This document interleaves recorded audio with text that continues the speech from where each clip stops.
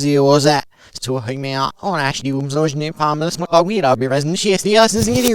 and salutations, everybody. Welcome to the MaffmanJones movie channel. I am your host, as always, Bill S.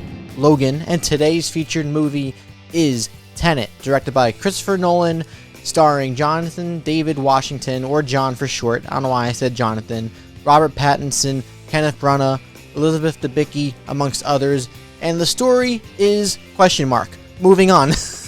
No. There is some kind of device out there in the world that allows time to inverse and allows people to move inversely and do things inversely, whether it is catching bullets instead of shooting bullets or moving backward instead of sprinting forwards.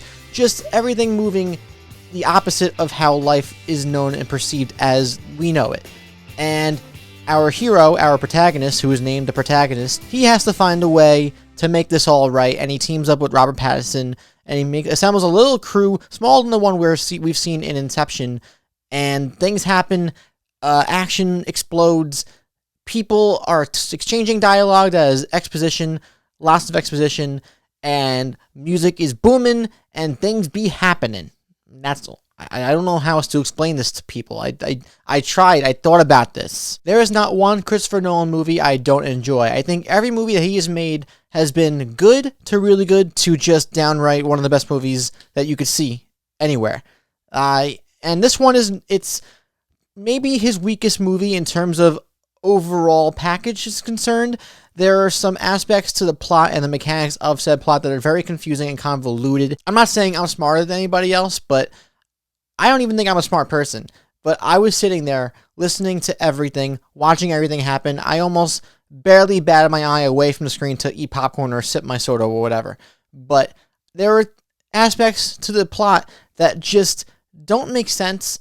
And some things that don't make sense, they kind of just brush off and literally say things like, try not to understand it, feel it. Or they just kind of brush things off and move on, which I'm fine with. I could suspend my disbelief for certain things. And I do, because the action and the visuals and the music in this are so entertaining and just pleasing to the senses that I forgot about all the intrinsic details that I was trying to figure out and just let myself be immersed in whatever was going on the screen at the moment. And there's really not much time to breathe in this. There are moments where characters do exchange dialogue and kind of try to explain what's going on in the story. I do think there are a lot of loose ends that do wrap up nicely with little moments that you may catch in the background. Where there are a couple of moments where you see a character acknowledge something happening in a flashback, or maybe a little thing with a character seeing something in the background that really seems to have no significance to the plot or anything. It's just a very small moment, ends up coming back in the end. And if you're paying attention, you're rewarded with that loose end being wrapped up. And you're like, oh, I remember when that happened. I really enjoyed the cast in this. I like John David Washington in this. He's a little dry and his humor is very consistent, but I enjoyed his little jabs at people here and there. Even though it is to be desired, I guess it's subjective there. I enjoyed it, but I could see how someone else can be like, that's not, like, why are you making jokes right now? This isn't a Marvel movie. Robert Pattinson, again, shows why he's one of the best working actors in Hollywood right now. And he just shows charisma and style without even really trying.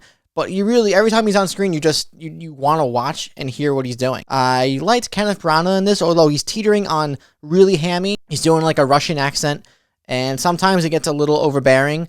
But for the most part, he is intimidating, and I like his role as the antagonist, I guess. Elizabeth Debicki, at first seems like she's in a role that doesn't seem like it's going to be offering anything that anybody could really gravitate towards.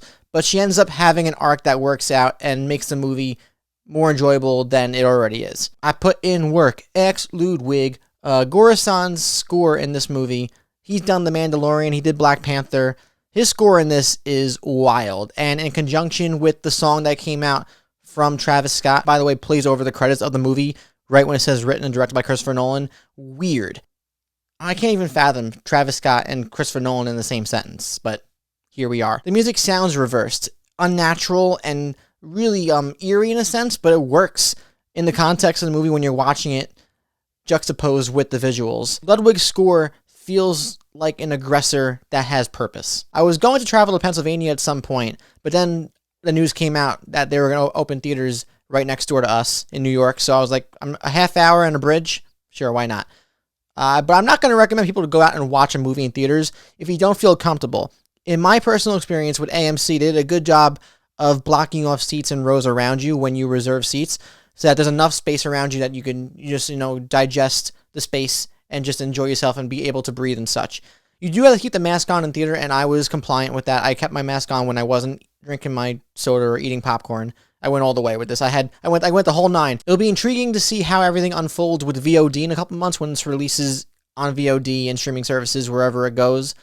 Dunkirk, for example, his last effort, was a must-see theater experience for me because I saw it in theaters, haven't seen it since, but I can't imagine the experience of watching it at home being as good as watching it in theaters unless you have the greatest sound system possible at the moment with a nice TV with 4K and all that.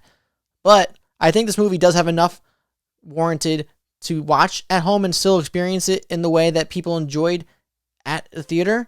I don't think it's like a must-see theater experience as much as people are saying and Nolan is saying that I want to preserve the theater experience because it's just the way the world is right now. You don't need to go out and watch a movie right now. I was privileged and lucky enough to have the time to go out and watch a movie because I felt safe doing so.